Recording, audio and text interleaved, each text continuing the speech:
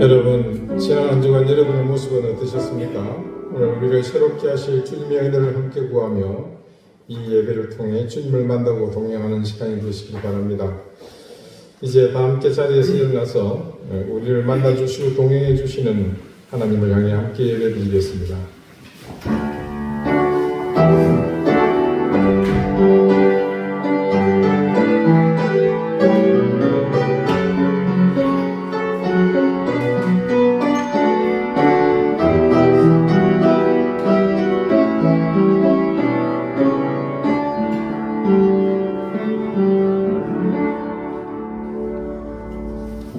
아버지께 참되게 예배하는 자들은 영과 진리로 예배할 때가 오나니 곧 이때라. 아버지께서는 자기에게 이렇게 예배하는 자들을 찾으시느니라. 하나님은 영이시니 예배하는 자가 영과 진리로 예배할지니라. 아멘. 우리의 능력이 되시며 권능이 되시는 하나님, 언제나 기쁨과 소망으로 은혜를 주시는 하나님, 그러나 또한 우리에게 한없는 연약함으로 오시며 갈대와 같은 모습으로 오시는 하나님, 고난과 역경 그리고 비통과 애잔함으로 오시는 하나님, 우리 삶의 다양한 모습 중에 오시는 하나님을 바라보게 해주십시오. 우리가 바라고 소망하는 하나님보다 우리를 더 잘 아시고 우리를 위해 오시는 하나님을 바라보게 해주십시오. 은혜와 사랑이 나의 방법, 나의 지식을 넘어 임하심을 믿고 바라보게 해주십시오. 경배와 찬양 그리고 믿음의 고백으로 나가는 우리 위에 이 시간 역사하시고 그 하나님의 권능으로 우리를 굳건하게 해주십시오. 예수 그리스도 이름으로 기원하옵나이다. 아멘. 찬송가 4장 함께 찬송합니다.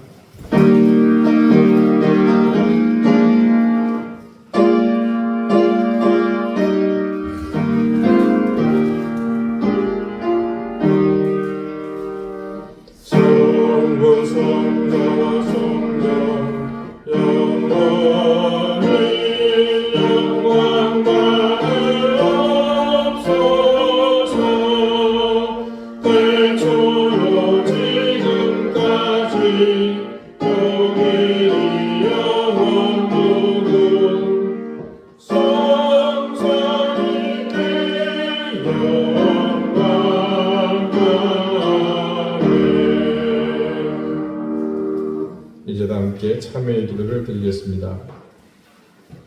우리의 모든 행동과 생각을 감찰하시는 하나님, 우리의 모든 것을 아시는 하나님 앞에 이 시간 참회의 기도를 드립니다. 지난 한 주간 저희가 지었던 모든 은밀한 죄악들을 하나님 용서해 주십시오. 하나님의 말씀에 불순종하며 사사시대를 군림하던 그들처럼 우리 소견에 옳은 대로만 살았습니다. 하나님의 뜻과 말씀의 가르침은 안중에 없었고 이미 오래전부터 익숙한 육체의 삶에 매진하며 살았습니다. 빛이 되며 소금의 역할을 하시는 주님의 가르침을 소홀히 여기며 살았습니다. 욕망을 성취하는 일에 전력을 쏟으며 영적인 삶의 의무를 등한히 했습니다. 이웃을 사랑하고 섬기며 불쌍히 여기는 일은 관심도 없었습니다. 아무리 돌아봐도 하나님의 자녀다움은 보이지 않았고 그저 나 자신만 드러나 보이는 삶이었습니다. 주님, 철저한 불순종과 거역을 일관했던 우리의 비신앙적인 모든 삶의 순간을 참회하며 회개의 기도를 드립니다.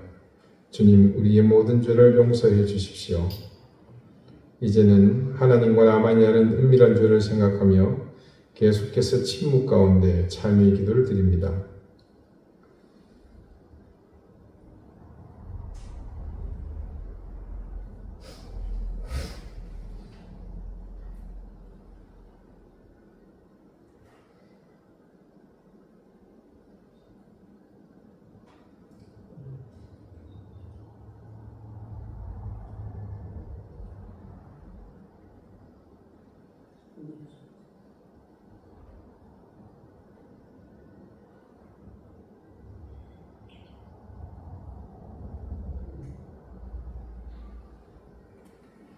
하나님께서는 자신의 부끄러운 죄를 솔직하게 고백하는 사람들에게 말씀하십니다. 모든 사람이 죄를 범하였음에 하나님의 영광이 이르지 못하더니 그리스도 예수 안에 있는 속량으로 말미암아 하나님의 은혜로 값없이 의롭다 하심을 얻은 자 되었느니라. 아멘. 이제는 사도신경으로 우리의 신앙을 고백하오니 나는 전능하신 아버지 하나님 천지의 창조주를 믿습니다. 나는 그의 유일하신 아들 우리 주 예수 그리스도를 믿습니다. 그는 성령으로 잉태되어 동정녀 마리아에게서 나시고 본디오 빌라도에게 고난을 받아 십자가에 못 박혀 죽으시고 장사된 지 사흘 만에 죽은 자 가운데서 다시 살아나셨으며 하늘에 오르시어 전능하신 아버지 하나님 우편에 앉아 계시다가 거기로부터 살아있는 자와 죽은 자를 심판하러 오십니다. 나는 성령을 믿으며 거룩한 공교회와 성도의 교제와 죄를 용서받는 것과 몸의 부활과 영생을 믿습니다. 아멘. 자리에 앉으시기 바랍니다. 이제 다 함께 성시를 교독하겠습니다. 성시는 교독문 51번 시편 118편입니다.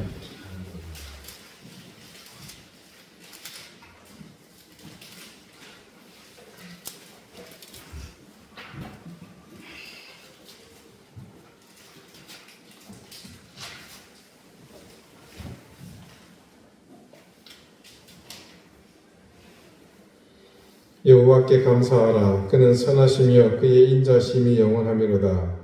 이제 이스라엘은 말하기를 그의 인자심이 영원하다 할지로다. 이제 아론의 집은 말하기를 그의 인자심이 영원하다 할지로다. 이제 여호와를 경외하는 자는 말하기를 그의 인자심이 영원하다 할지로다. 내가 고통 중에 여호와께 부르짖었더니 여호와께서 응답하시고 나를 넓은 곳에 세우셨도다. 여호와는 내 편이시라. 내가 두려워하지 아니하리니 사람은 내게 어찌할까. 여호와께서 내 편이 되사 나를 돕는 자들 중에 계시니 그러므로 나를 미워하는 자들에게 보호하시는 것을 내가 알리로다. 여호와께 피하는 것이 사람을 신뢰하는 것보다 나으며 여호와께 피하는 것이 고관들을 신뢰하는 것보다 낫도다. 문나라가 나를 배웠었으니 내가 여호와의 이름으로 그들을 부르리로다. 너는 나를 밀쳐 넘어뜨리려 하였으나 여호와께서는 나를 도우셨도다. 여호와는 나의 능력과 자손이시요 또 나의 구원이 되셨도다. 아멘. 기도드리겠습니다. 하나님, 우리에게 베푸신 은혜와 사랑을 감사드립니다. 우리 사랑하는 교우들은 누구보다 하나님의 은혜를 계수하는데 부지런하게 해주시고 늘 손에 잡히듯 우리 가까이 거하시는 하나님의 은혜를 깨닫고 누리게 해주셔서 불평과 원망을 뛰어넘는 감사와 풍성한 삶을 살게 해주십시오. 삶이 고달프고 세상이 늘 우리를 배신하며 공격하지만 그런 생각이 밀려올 때 우리의 눈을 들어 하늘을 보게 하시고 이 깊은 가을의 향기 속에서 우리에게 풍성하게 손 내미시는 아버지 하나님의 풍요로움으로 들어가게 해주십시오. 하나님, 멀리 태국 북부에 유례없는 대홍수가 일어나 큰 어려움을 겪고 있습니다. 특히나 신주용 선교사와 그의 사역지인 맥케인 나환자 병원이 이루 말로 닿을 수 없는 고통을 겪고 있습니다. 이제 비는 멈췄지만 그것을 새롭게 복구하고 회복하는 시간들이 너무나 길고도 힘든 여정입니다. 그 가운데서 환자들을 돌보며 그들을 위해 일일이 밥을 지어가며 돌보고 있는 신종 선교사 가정을 하나님께서 굳건히 붙들어 주시고 그들에게 필요한 도움의 손길이 이어지며 이 어려움을 힘써 극복해 나갈 수 있게 도와주십시오. 내일 시끄러운 세상의 소식에 우리가 매몰되지 않게 해주십시오.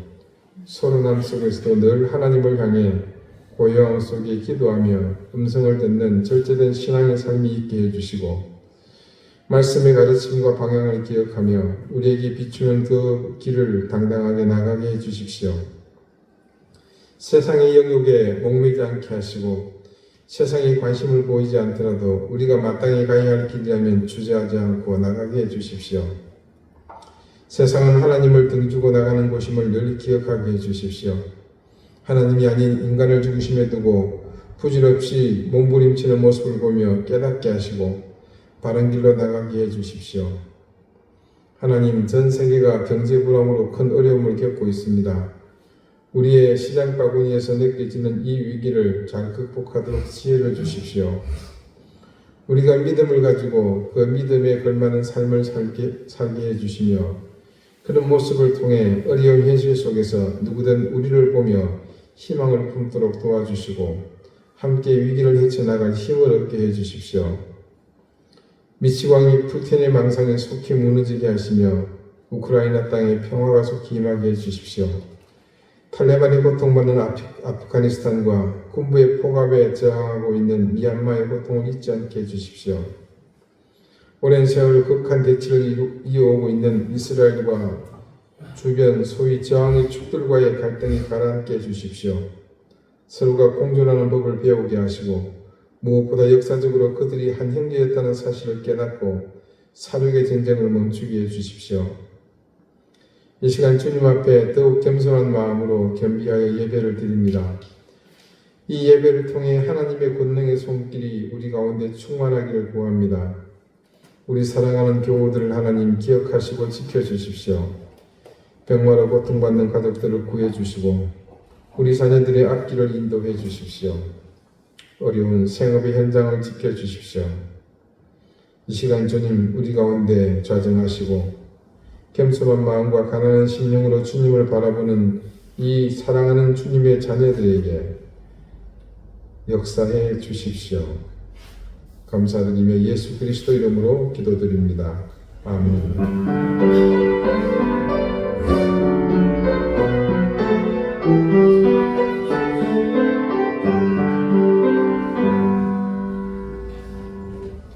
89장 찬송합니다.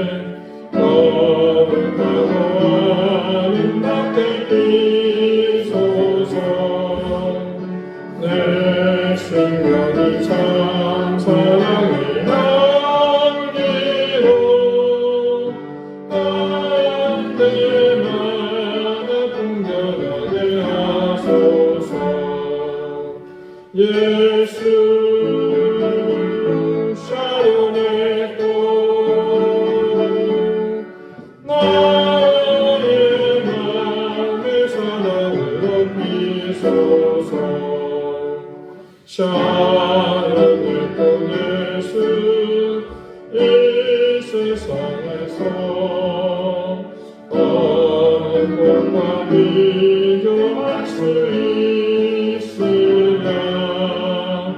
나의 삶의 한결같은 은혜와 사랑으로 감회하게 하소서. 예수 새로 내 것 나의 맘의 사랑으로 비소서. 사랑의 교듯은 모든 질병은 많이 없는 능력으로 고치사 고통하고 근심하는 자에게 예수님과 소망 내려주소서. 예수 사랑의 것 나의 맘의 사랑으로 비소서. 사랑을 통해서 모든 행동을 수용하니 따기에 가득해 사랑을 틈틈이 낮게 엎드려 경배하며 영광 돌릴 때까지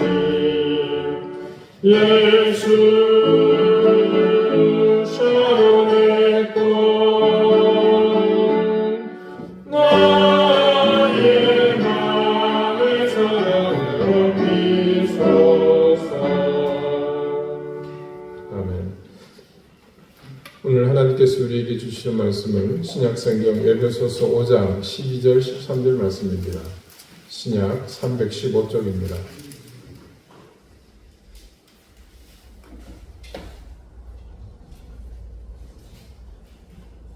에베소서 5장 12절 13절 말씀을 제가 읽겠습니다. 이제 다 같이 자리에서 일어나 하나님의 말씀을 경청하십시오. 그들이 은밀히 행하는 것들은 말하기도 부끄러운 것들이라. 그러나 책망을 받는 모든 것은 빛으로 말미암아 드러나나니 드러나는 것마다 빛이니라. 아멘. 자리에 앉으시기 바랍니다. 하나님께서 이 말씀으로 우리에게 은혜 주시기를 원합니다. 근래 몇 주간 주일 설교의 본문에는 빛과 관련한 내용이 주를 이루고 있습니다. 사실 그리스도인에게 빛이라는 단어는 굉장히 친숙하고 또 익숙한 단어입니다. 아마 모르겠네도 한국의 교회가 거의 모든 교회에서 매주일 한 번 이상은 이 빛이라는 단어를 예배 가운데서 설교자든 아니면 또 회중기도를 담당한 사람이 반드시 입에 올리지 않을까 싶습니다. 그래서 이번 말씀을 준비하면서 교회와 빛, 이 두 단어를 두고 계속 생각을 하는데 떠오르는 건 하나밖에 없더라고요. 여러분 짐작하셨겠지만 밤하늘을 밝게 비추는 교회 첨탑 위에 네온사인 십자가의 빛입니다. 예수님이 너희는 세상의 빛이라 말씀하시고 그 빛되는 삶을 살라고 하셨는데 어찌 보면 주님이 말씀하시는 그 빛의 진짜 의미하는 바는 잘 실천되지 않고 그 문자의 의미에 충실해서 모든 교회가 첨탑을 올리는 일에 열을 올리고 또 올린 그 첨탑에 십자가 네온 사인을 설치하는 일로 대신하는 것은 아닌가 그런 생각이 들었습니다. 이 교회마다 매달아 놓은 이 첨탑 위의 십자가 불빛 때문에 사회적인 이슈가 된 적이 있었습니다. 대한민국에서는 교회 십자가 등 종교 상징물의 조명에 대한 명시적인 규정사항이 없다. 그래서 LED 조명을 단 십자가의 밝은 조명이 인근 주택까지 비춰서 주민들이 불면에 시달리는 등 빛공해로 인한 고통을 겪고 있다. LED를 사용하지 않는 경우엔 빨간 네온사인 십자가를 달아놓는 경우가 대부분인데 교회의 십자가 워낙 많다 보니 야간에 도시 곳곳에 보이는 붉은 십자가가 도시의 미관을 해친다고 생각하는 의견도 있다. 대충 짐작이 되시죠? 어떤 내용인지. 여러분 기억하실지 모르겠지만 제가 설교 시간에 홍콩의 한 건축가가 서울에 야경을 두고 한 이야기를 소개한 적이 있습니다. 남산에서 서울 시내에 야경을 보고 있자니 곳곳에 빨간 십자가가 서 있거든요. 그걸 보고 뭐라고 하는지 아십니까? 거대한 묘지 같다. 그런 얘기를 한 적이 있었습니다. 내용을 찾아보니까요. 이명박 전 대통령 재임 기간인 2008년과 2012년에 5개 광고물 등의 인공 조명에 관한 법률 및 시행령이 개정되었었는데 이때 여기에서 종교 시설물은 빠졌다고 합니다. 2008년 7월 9일 통과된 5개 광고물 등 관리법 시행령 개정안에서는요. 종교시설에서 비전멸, 그러니까 반짝반짝 불이 들어오지 않는 전기를 사용해 설치하는 종교시설물을 옥상 간판의 허가 범위에 넣어서 십자가에 깜빡이는 조명만 달지 않는다면 어떤 조명이든 설치할 수 있도록 했습니다. 이때 여론은 이명박 전 대통령이 개신교 신자, 소만크의 장로였죠. 대통령이 교회의 장로였다는 사실이 이 법 개정에 영향을 미쳤다고 그렇게 봤습니다. 2011년에는요. 4월 달에 그와 조금 상반된 의견이 해당 부처의 책임자를 통해 나오게 되었습니다. 그것은 교회의 십자가 조명에 대한 제재를 담은 법 개정안이었습니다. 당연히 이는 해당 당사자인 교회 측의 논란을 불러일으킬 소지가 다분했습니다. 이 법 개정을 시도한 사람은 다름 아닌 당시 이만희 환경부 장관이었습니다. 근데 이 사람은 개신교 신자였습니다.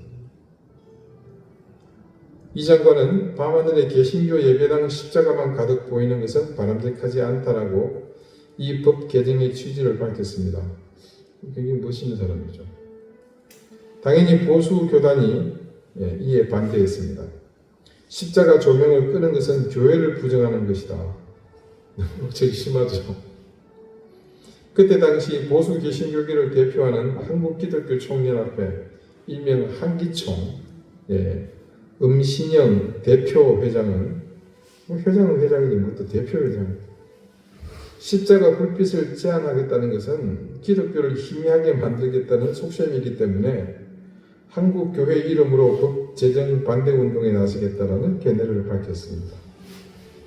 반면 좀 진보계 개신교 단체인 새로운 기독교 운동연대 처음 들어보는데요. 아무튼 옛날에 있었나 봅니다. 여기서는 예수의 모습처럼 빛도 이름도 없이 조용히 실천해야 한다라면서 이 법안의 원안 통과를 지지하는 논평을 발표했다. 그런 노력 혹은 협박 때문인지 4년 후인 2012년 인공조명에 의한 빛공해 방지법 시행령이 제정되었지만 개신교 예배당의 십자가와 첨탑은 제외되었습니다. 당시 환경부에서는 개신교 예배당 십자가를 광고 조명으로 보고 그 시행령에 개신교 예배당 십자가를 포함했었습니다. 하지만 변수는 의외로 다른 데서 나타났습니다. 행정안전부 측에서요, 개신교 예배당 십자가는 광고물에 해당하지 않는다는 법률 해석을 내리게 되고요. 그래서 각 개신교 예배당 십자가의 조명을 허락하게 된 겁니다. 행안부 측에서는 십자가가 교회 명칭 등 특정한 종교 시설을 나타내는 것이 아니라 상징물이므로 광고라고 볼 수 없다고 의견을 낸 겁니다. 두 축 다 의견은 다 일리가 있는 이야기입니다. 당시 이런 논란이 사회적 이슈가 되자 중앙정부와는 별개로 안양시 기독교연합회에서는 안양시청과 함께 한 특별하고도 의미 있는 협력 사업을 펼쳤습니다. 그때 안양시 기독교연합회는 시청과 협력안으로 다음과 같은 안을 내놨습니다. 밤 11시부터 새벽 4시까지 교회 십자가 조명을 자발적으로 끈다. 이런 방안을 채택한 이유에 대해 당시 연합회 관계자는 교회 간 경쟁을 피하고 기독교 본래의 정신으로 돌아가자는 그런 취지라고 밝혔습니다. 지금 생각해봐도 그 안양시의 기독교 관계자들이 참 성숙하고 바람직한 결정을 내렸다고 그렇게 봅니다. 그리고 정부의 방침에 대해 반기를 들었던 나름 교계 최고의 협의체가 내놓은 성명은 정말 좀스럽기 이끄지 없었습니다. 예수 그리스도의 제자라고 자처하는 사람들이 십자가의 빛에 대한 이해가 그 수준밖에 안 되는 것인가 생각하니까 또 실망스럽기까지 합니다. 참고로 재미있는 얘기도 있었습니다. 교회 십자가 그 네온산 불빛이 무슨 색이죠? 빨간색이죠. 지금은 물론 이제 하얀색도 있습니다만 네온으로 빛나는 빨간 불빛에 대한 교회의 이해 다 대동소이했습니다. 뭐겠습니까? 예수님의 보혈을 상징하는 색깔이다. 암묵적으로 다 그렇게 생각했기에 다들 다른 색상의 빛을 선택하지 않았을 겁니다. 근데 이유는 간단했습니다. 네온 사인이 개발되면서 당시 이 빨간 불빛이 가격이 제일 저렴했답니다. 그러니 달리 선택의 폭을 넓힐 필요가 없었던 것이죠. 그와 더불어 한 가지 지적하고 있는 것이 있습니다. 그는 교회의 첨탑입니다. 사실 이게 근본이 없는 건축 형식이거든요. 아시다시피 우리는 개신교회의 개혁교회에 뿌리를 두고 있습니다. 그 개혁교회의 정신 중 하나는 본질로 돌아가는 거죠. 교회 외형에 크게 집착하지 않고 교회 본연의 가치에 더 비중을 두는 그런 경향이 강합니다. 종교개혁이 일어날 때만 해도 가톨릭은 너도 나도 교회 건물을 경쟁적으로 지어대는 바람에 신자들이 그 비용을 감당하느라 등골이 휘었습니다. 물론 덕분에 우리가 관광지 가서 잘 보긴 합니다만 실제로 그런 일이 종교개혁의 중요한 빌미가 되기도 했습니다. 그런데 오늘날 교회가 실상 누가 보더라도 그때 그 오류를 답습하고 있다고 볼 수 있지 않습니까? 하지만 우리나라에 기독교를 전해준 미국, 남북 장로교, 캐나다 장로교, 스코틀랜드 장로교, 호주 장로교 등의 교회는 모두가 그런 형식에 얽매이지 않는 곳들입니다. 굳이 지금처럼 중세 유럽에나 어울릴 법한 그런 뾰족한 첨탑이 불필요합니다. 그리고 교회 건물은요, 특별한 건축 양식이 있는 것이 아니고 그 시대의 건축 양식에 함께 발맞춰 왔던 겁니다. 결국 이 첨탑과 십자가의 불빛은 서로가 필요했던 겁니다. 높이 올리고 빛나게 하고, 그래서 이유는 금방 드러나죠. 우리 교회가 눈에 제일 잘 띄어야 하고, 그렇게 잘 보이는 십자가를 보고 우리 교회로만 오라는 겁니다. 주님은 우리에게 그런 식으로 세상의 빛을 비추라는 말씀을 한 번도 하신 적이 없습니다. 물론 성경 말씀 어디에도 그런 말은 당연히 존재하지 않습니다. 대신 말씀은 주님께서 세상에 비추라고 하신 그 빛에 해당하는 삶을 빛이 비치듯 비추라는 말씀만 하실 뿐입니다. 로마서 13장 11절에서 14절의 말씀을 제가 잠깐 읽어드립니다. 또한 너희가 이 시기를 알거니와 자다가 깰 때라. 자다가 깰 때가 벌써 되었으니 이는 이제 우리의 구원이 처음 믿을 때보다 가까웠습니다. 밤이 깊고 낮이 가까웠으니 그러므로 우리가 어둠의 일을 벗고 빛의 갑옷을 입자. 낮에와 같이 단정히 행하고 방탕하거나 술 취하지 말며 음란하거나 호색하지 말며 다투거나 시기하지 말고 오직 주 예수 그리스도로 옷 입고 정욕을 위하여 육신의 일을 도모하지 말라. 로마서를 기록한 사람으로 알려진 바울은 여기서 한 시기, 때를 말합니다. 11절에 자다가 깰 때, 그리고 12절에는 밤이 깊고 낮이 가까웠으니입니다. 둘 다 아무튼 현재의 시점은 깊은 어둠이 드리워져 있는 것은 사실입니다. 현실입니다. 그러니까 그 시간이 짙은 어둠이 드리워진 시간이라는 거죠. 근데 그런 시간에서 이제 다가올 시간이 있습니다. 뭡니까? 깰 때, 낮이 가까운 때, 곧 동이 틀 시간, 그러니까 다른 말로 이제 빛이 비칠 시간이 임박했다는 뜻입니다. 그러니까 조금 전까지는 어둠의 일을 해도 되는 시간이었는지 모르지만 이제 곧 날이 밝을 것이고, 그리고 잠에서 깨나 햇빛 아래 드러난 세상이 밝히 그 눈에 보이게 되는 때는, 그때가 되면은 선택의 여지가 없다는 겁니다. 그때 우리가 취할 태도는 명확합니다. 이제 과거 어둠의 일은 벗어버리고 빛의 갑옷을 입어야 할 때인 거죠. 여러분, 깜깜한 밤에 보이지 않을 때는 지나가다 남의 주머니를 살짝 집어내도 됩니다. 근데 환히 햇빛이 비치는데 그 짓 하면 어떻게 됩니까? 안 되죠. 뭐 해도 되겠는데요. 책임은 못 집니다. 바울은 이 말씀에서 흙과 백처럼 분명하게 구분 짓는 것이 있습니다. 이전, 즉 어둠의 시절에 행하던 일은 술 취하는 것, 음란한 것, 그리고 호색하고 다투고 시기하는 일이었습니다. 그런 것들은 종합적으로 일컬어 정욕을 위한 육신의 일이라고 말하고 있습니다. 반면에 그와 반대되는 일, 빛의 갑옷을 입는 것은 주 예수 그리스도로 옷 입는 것을 의미합니다. 그러면서 그런 삶을 어둠에 속하는 이전과 상반되는 낮에와 같이 단정히 행하고, 즉 낮의 일이라고 규정하고 있습니다. 이 모든 상황에서 핵심적인 것은 요인은 바로 빛의 유무입니다. 여기서 그리스도인의 포지션은 무조건 빛 아래입니다. 어둠에 있을 수 없습니다.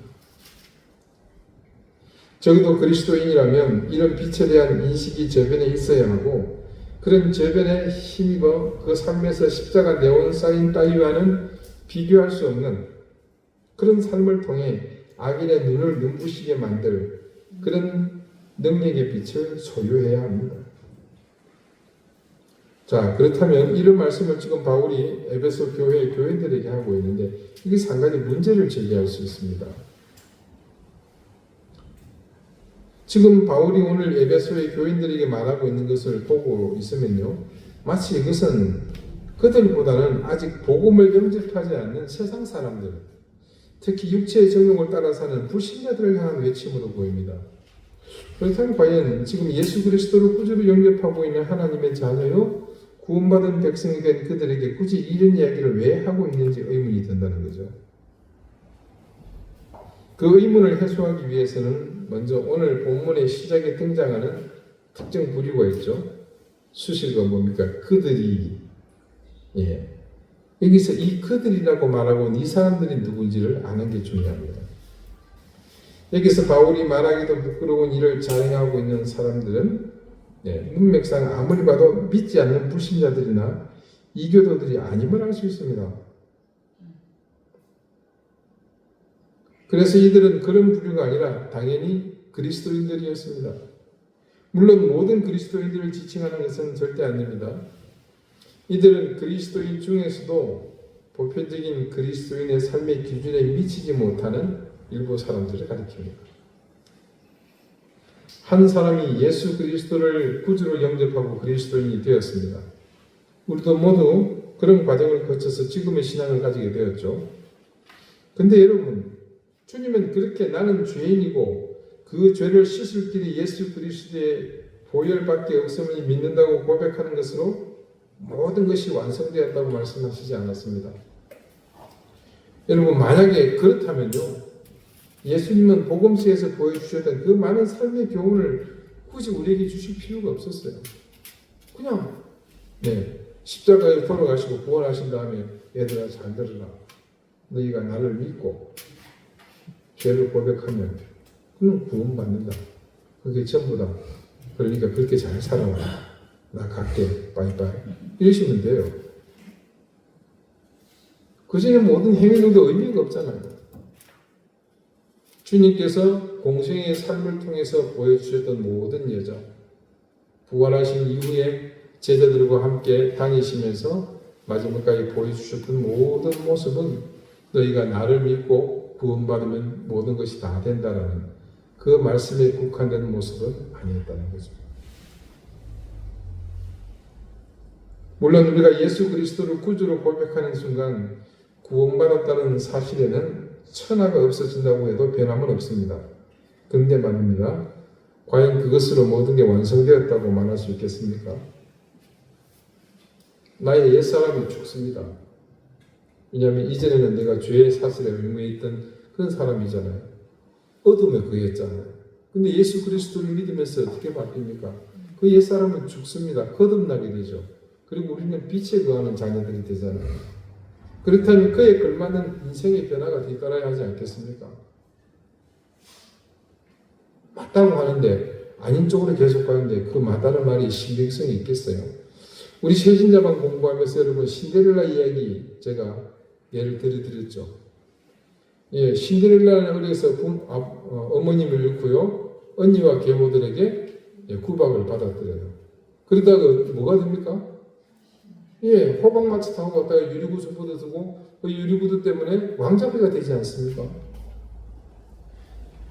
자, 왕자비가 된 신데렐라는 이제 더 이상 못된 계모와 자기를 구박하던 샤바샤바 타이샤바 하던 이전에 부엌대기가 아닙니다. 왕자와 결혼한 순간 신데렐라에게는 신분의 변화가 일어나게 되죠. 그런데 왕자비가 된 신데렐라가 여전히 자신이 살던 이전의 생활 습관을 버리지 못하고 눈만 뜨면 왕궁 주방에 가가지고 아침 준비를 하고 또 그걸 마치고 나면 설거지하고 또 마치고 나면 빨래통을 붙잡고 앉아 있는다.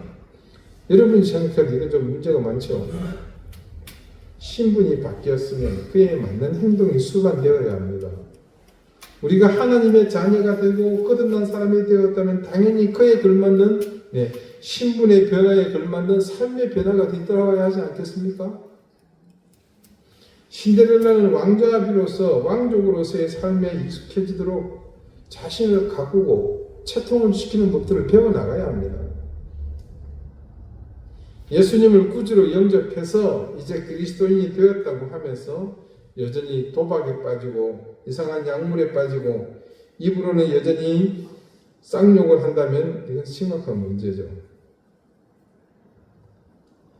믿음을 가지게 된 사람이 그리스도 안에서 자라나면서 새롭게 되고 옛사람을 벗어버리는 과정에는 반드시 포함되는 것이 있습니다. 그것은요, 이전 어둠의 시절 가운데서 자신의 인생을 수놓았던 모든 부끄러운 생활 방식과 행동을 제거하는 것입니다. 오늘 말씀 속에 있는 말하기도 부끄러운 것, 입에 담기조차 참담했던 행동들은 이전 어둠에 거할 때의 삶의 특징이었지만 이제는 그것이 그리스도 안에서 새로운 삶을 얻은 현재는 조금 더 필요하지 않다는 겁니다. 그러므로 사실 바울이 그들이라고 특정한 사람들 속에는 이미 그리스도인이 되었지만 누구든 사실 해당될 가능성이 다분히 있었던 겁니다. 일부 사람들이 아니라 사실은 모두가. 바울이 이 말씀을 한 이유는요, 사실 다른 것보다도 이미 믿음 안에 있는 교회를 이루고 신앙생활하는 에베소의 성도들에게 너희 가운데 덜 성숙한 지체의 악한 행동을 빛으로 비춰주고 드러내라는 당부가 담겨있는 말씀입니다. 그러니까 이는 누구를 특정하는 것이 아니라 서로 돌보면서 진정한 믿음의 공동체로 모두가 빛으로 환하게 빛나는 삶이 되도록, 즉 온전한 그리스도인, 구원받은 거듭난 하나님 자녀의 삶을 살아갈 수 있도록 하기 위해서 함께 나가자는 의미를 담고 있는 겁니다. 지금 우리가 살고 있는 2024년, 자, 오래 신앙생활을 해오신 분들은 예전의 교회와 지금 교회가 굉장히 많은 차이가 있는 것을 느끼고 계시죠.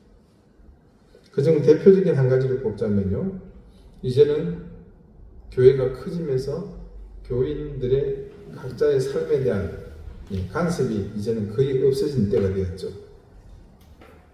제가 서울에 있던 대형 교회에서는 교회 마당에서도 멱살 잡고 싸우는 사람이 있었어요. 같은 교인들끼리. 거기 들어오다가 차가 이렇게 이러다가 뭐 걸키면 나와서 멱살 잡는 거예요. 경찰서 가보니 같은 교회 교인이고 그런 일이 생깁니다.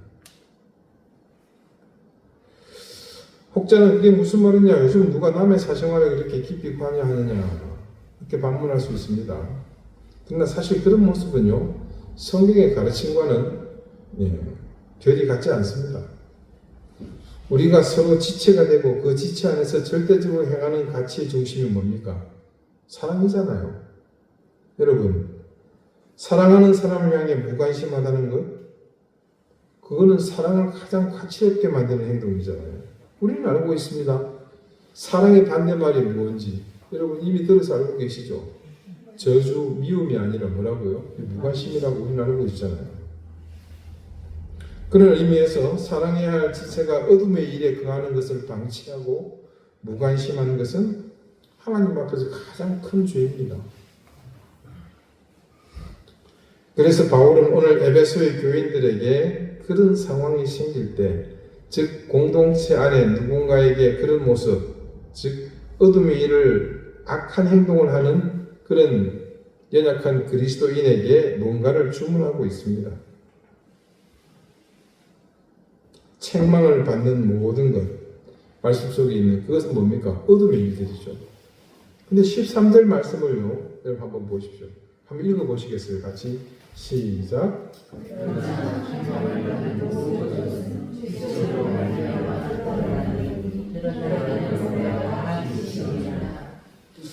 혹시 이 말씀을 미리 보셨던 분은 이 문장 자체가 조금 이해가 안 되실 거예요.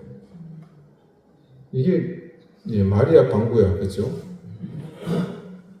이 성경, 우리말 성경은 번역본이기 때문에 번역에 좀 문제가 있을 수도 있습니다. 그러니까 우리말로 번역된 이 문장은 문자 그대로 보면 이게 좀 뭔가 좀 잘 안 맞아요. 책망받은 일들, 이 어둠의 일들이 빛으로 드러나게 될 텐데 그때 드러나는 모든 것이 전부 빛이다. 지금 드러나는 게 뭡니까? 그 책망받을 어둠의 일들인데 그게 왜 빛이 된다는 거예요? 창피한 빛이 되나요? 그래서 찾아봤어요. 찾아보니까 아니나 다를까 이 문장에 대한 논란이 아주 많았습니다. 그러면서 대표적으로 이 말씀에 대해 번역을 새롭게 해놓은 곳이 있었는데요. 대략 두 군데 정도를 소개하면 이렇습니다. 첫 번째는요. 뒤에 빛으로 드러난다는 그 부분이 이렇게 해석이 됩니다. 빛은 모든 것을 눈에 보이게 드러낸다. 그래서 13절을 다시 이렇게 적용해서 읽어보면 이런 문장이 됩니다. 그러나 책망을 받는 모든 것은 빛으로 말미암아 드러나나니 여기까지가 같아요. 빛은 모든 것을 눈에 보이게 드러내느니라. 훨씬 이해가 쉬우시죠? 자연스럽습니다. 또 다른 번역은요. 이 부분을 조명되는 것은 모두 빛이 된다라고 번역한 겁니다. 여기서 조명이라는 말이 익숙하지 않은 것 같은데 빛을 받으면 이렇게 좀 바꿀 수 있겠죠. 그래서 13절을 또 이렇게 적용해서 보게 되면요. 그러나 책망을 받는 모든 것은 빛으로 말미암아 드러나나니 그때 빛을 받게 되면 모두 빛이 되느니라. 어둠의 일에 그 빛을 받게 되면 어떤 결과가 나타나겠어요? 이게 어둠의 일이라는 것을 깨닫게 되죠. 그러면 어떻게 일어납니까? 그 다음에 회개하게 되고 그 일이 변하게 되죠. 그러면 어떤 일이 되는 겁니까? 그 어둠의 일이 빛의 일이 되는 겁니다. 이런 구도를 이제 자연스럽게 여러분 이해하시겠죠? 즉 어둠의 일이 주님의 빛을 받음으로 그 일이 어둠에 더 이상 머무는 것이 아니라 빛에 의해 새롭게 바뀌게 되는 일련의 과정을 포함하는 것임을 알 수 있습니다. 바울은 어둠의 일을 행하는 지체를 향해서 이런 일을 하라는 겁니다. 덜 성숙한 지체의 악한 행동을 빛으로 드러내라는 거예요. 여러분 아까 교회에서 지체의 악한 행동에 대한 무관심에 대해 말할 때요. 요즘 들어서 더욱 그러지 못하는 경향이 짙다고 했죠. 왜? 점차 교회에서 그런 일들이 자취를 감추게 되었을까요? 짐작하셨겠지만요. 다른 데 있는 게 아닙니다. 사실 우리가 피차 서로에게 그런 간섭을 할 만한 그런 성숙한 삶을 살고 있지 않기 때문에 내도 잘 못하는데 뭔 저 사람한테 그걸 지적을 하겠나. 나도 지금 제대로 신앙생활을 하지 못하고 있는데 아니 신앙생활은 고상하고 도덕적으로 살지도 못하는데 누구를 훈계하고 간섭한다는 말입니까? 너도 나도 할 것 없이 모두 그럴 수밖에 없는 불행한 상황에 함께 처했기 때문입니다. 그래서 어쩌면 바울은요 오늘 이 말씀을 누군가를 향해 어둠에서 벗어나도록 빛을 비추라는 의미이면서 동시에 스스로 그런 빛을 가진 사람이 되라는 의미를 함께 담고 있다고 볼 수 있습니다.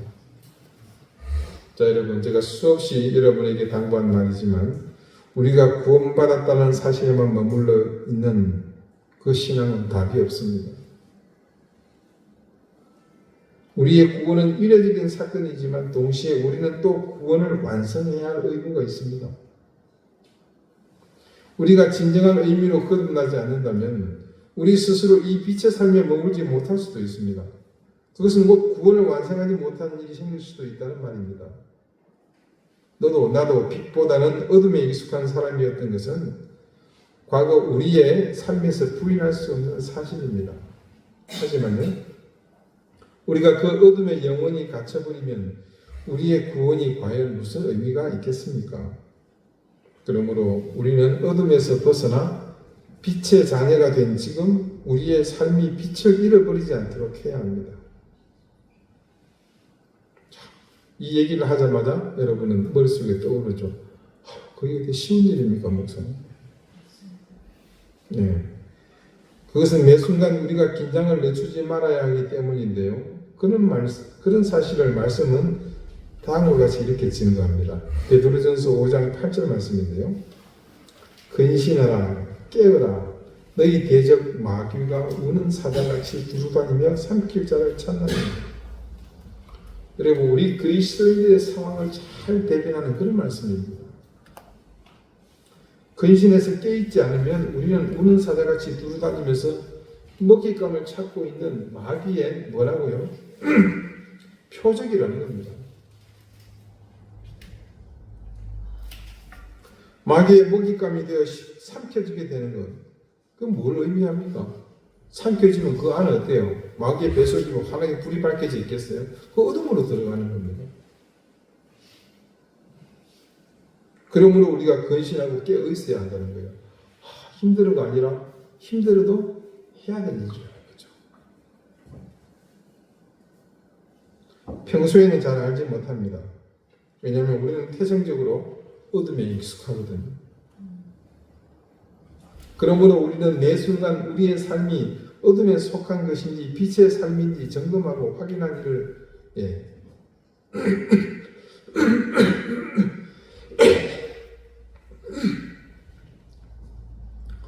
그 점검을 해야 된다는 겁니다. 오늘 바울이 말씀 속에서 빛을 비추라는 의미가 바로 이런 삶을 의미합니다. 믿음을 가지고도 여전히 악행을 일삼는 사람이라고 할 때 그것이 나와는 관계없는 무조건 신앙의 연조가 미약한 사람일 것 같지만 실상은 우리 모두가 그에 해당합니다. 함께 어둠에 거하게 되면 누가 빛이고 누가 어둠인지 구분을 못하잖아요. 그렇기 때문에 아까 간섭하지 않는 것처럼 모두가 어둠에 거하는 것처럼 사는 겁니다. 여러분 그때 진실을 알기 위해 뭐가 필요합니까? 빛을 비추어야 알 수 있는 거죠. 빛이 비춰지면 모든 걸 다 알 수 있습니다. 해가 드러납니다.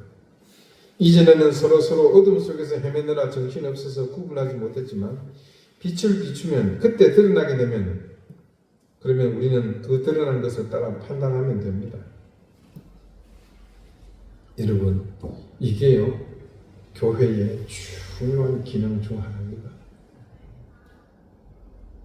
우리가 함께 모여 교회를 이룬 목적이 바로 이것 때문입니다. 우리가 모두 서로 빛이 된다면 우리는 함께 교회를 이룬 우리 모두를 서로 사랑함으로 우리 교인들 한 사람 한 사람을 어둠에 거하지 않도록 인도할 수 있으며 모든 위협과 절망 그리고 고난의 상황에서 서로에게 힘과 용기를 풀어 넣어줄 수 있습니다. 여러분 보십시오. 오늘날 교회가 이 기능이 마비되니까 어떤 일이 일어납니까? 교회마다 고통을 겪고 있잖아요. 교회는 세상에서 늘 싸우는 것, 분란이 있는 것. 이제 그 유명한 얘기 기억나시죠? 지하철에서 막 싸우니까 할아버지 한 분이 시끄러워 여기가 교회야. 그렇게 인식을 심어준 데는 바로 이 말씀이 바로 지켜지지 않은 이유가 큽니다. 여러분 생각해 보십시오. 이 말씀대로라면요. 교회는 분란이 있을 이유가 없으며 그렇게 해서도 안 되는 공동체입니다. 본질상 어둠에 처할 수 없는 공동체인데도 불구하고 지금 우리가 부인할 수 없는 지경, 어둠에 내에 던져진 것은 이 말씀이 우리 가운데서 지켜지지 않았다는 명확한 증거입니다. 사랑하는 우리 이름교회 성도 여러분, 우리는 미약하지만 그러나 분명 교회입니다. 그러므로 이 말씀을 결코 가볍게 받아들여서는 안 됩니다.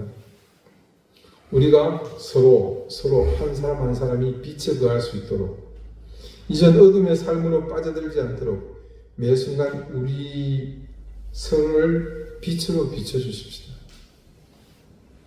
크고 작은 어떤 일이든 우리가 어둠에 빠지지 않도록 매 순간 깨어서 근신함으로 긴장의 끈을 늦추지 맙시다. 우리가 함께 어둠에 거하지 않도록 그래서 모두 빛의 자녀로 살도록 서로에게 빛을 비추는 그런 교회가 됩시다. 여러분 이 사실을 꼭 명심합시다. 우리가 이 사실을 망각하지 않는 한 우리 교회는 하나님이 기뻐하시는 바울의 당부를 따라서 온전히 설 수 있는 그런 교회가 될 것입니다. 기도드리시겠습니다. 하나님, 우리가 태생적으로 어둠에 익숙한 인생이지만 그러나 그곳이 우리가 거할 곳이 아님을 매 순간 자각하게 해주십시오. 깨어 근신함으로 긴장의 끈을 늦추지 말고 우리의 삶이 어둠에 거하지 않도록 매 순간 빛을 서로에게 비추는 삶이 되게 해주십시오. 우리 교회가 그렇게 서로에게 빛을 비추는 지체들의 교회가 되게 해주십시오. 이제껏 세상의 교회들이 이 말씀을 가볍게 여겨 서로에게 어둠을 선물하는 어리석은 삶을 살아왔습니다. 우리는 이 말씀을 무겁게 받아들이고 서로 빛을 비추는 그런 교회로 살아가게 해 주십시오. 예수 그리스도 이름으로 기도드립니다. 아멘. 428장 함께 찬송하겠습니다.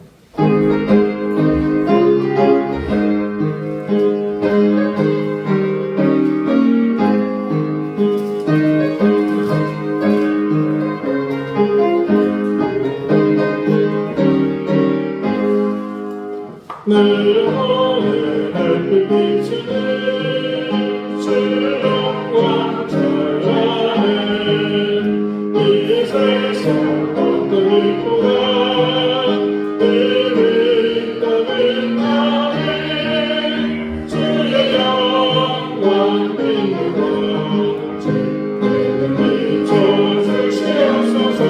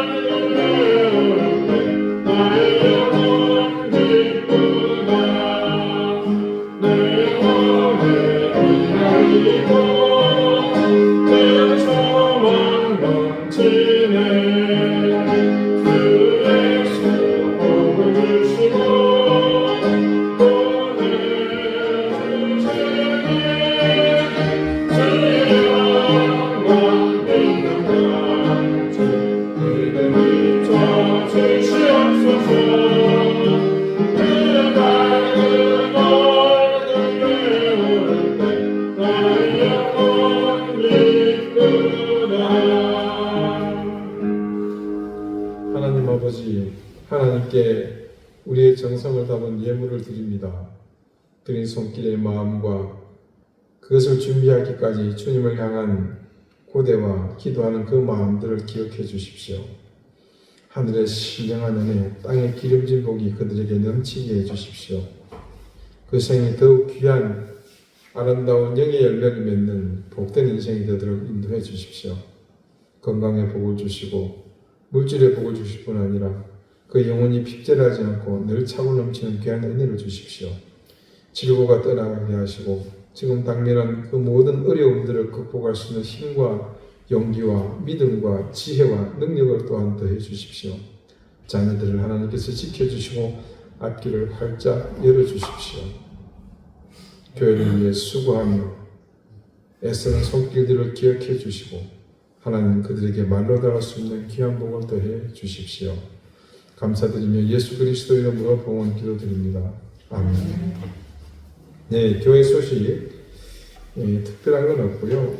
우리 김정태 원장님 딸내미 제인이가 올해 대입 시험을 치릅니다. 그래서 같이 기도해 주시고 또 우리 찬웅경제 오늘 간만에 왔는데 지금 시험 쳐놓고 12월에 결과를 기다리고 있습니다. 여러분 또 그걸 위해서 함께 기도해 주시기 바랍니다. 태국 북부에 비가 많이 왔습니다. 그래서 제가 치앙라이 두 도시를 수년간 다녀왔는데 거기가 다 물에 잠기더라고요. 이게 참 기도 안 찰 일인데 아무튼 그 신종 선교사의 사역지가 말씀드린 대로 섬처럼 보이는 곳인데 물은 이제 불은 나는 건 그쳤답니다. 근데 이후로 이제 물이 빠지고 복구를 해야 되는데 수해를 겪은 분들이 제일 힘든 게 그 시간이잖아요. 이 방바닥에 물이 한번 잠겼다 나오면 평생 그 냄새는 없어지지 않고 또 물에 젖은 것들이 늘 그 악몽을 떠올리게 하죠. 그 시간들이 고통스러운데 어제 잠깐 페이스북을 봤더니 그 두 내외가 그 일하는 사람들도 환자들 위해서 밥을 따로 하더라고요. 그래서 계속해서 뭐 물줄도 후원이지만 빠른 복구를 위해서 함께 기도에 동참해 주시기를 또 부탁을 드리겠습니다. 예, 오늘 간만에 우리 고건사님 네 분 오셨네요. 네, 감사합니다. 되게 잘 적응이 되신 거죠? 그렇게 안 되기를 간절히 기도했대요. 예. 오늘 김혜경 선생님이 간만에 예배를 처음부터 참석하셨어요. 네, 감사합니다. 또 김광일 교수님 오셨는데 제가 여러분에게 말씀드렸죠. 11월 첫 주에 네, 우리 그 고팡에서 전체 교인 식사가 있는 걸 기억하시고 네, 그렇게 준비해 주시면 감사하겠습니다. 다 같이 자리에서 일어나셔서 앞뒤 좌우에 계신 분들과 인사를 나누시겠습니다. 네, 54장 함께 찬송하겠습니다.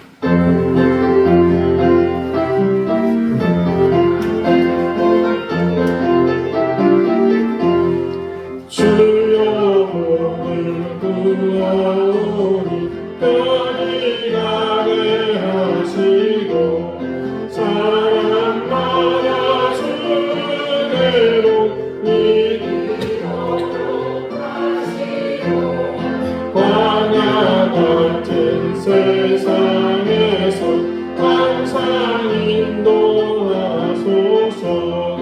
주의 복된 말씀 듣고 무한 감사합니다.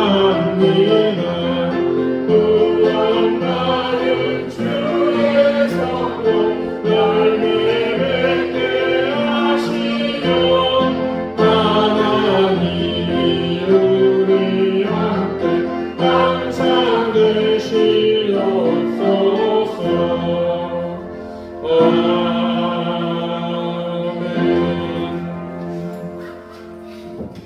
이제는 예수 그리스도의 은혜와 하나님의 사랑과 성령의 교통하심이 우리가 각 지체로서 서로에게 빛을 비추는 삶을 살기를 소망하는 이등교회 모든 성도들과 저들의 가정과 조신생업과 사랑하는 자녀들 가운데 이제로부터 영원토록 항상 함께 있을지어다. 아멘.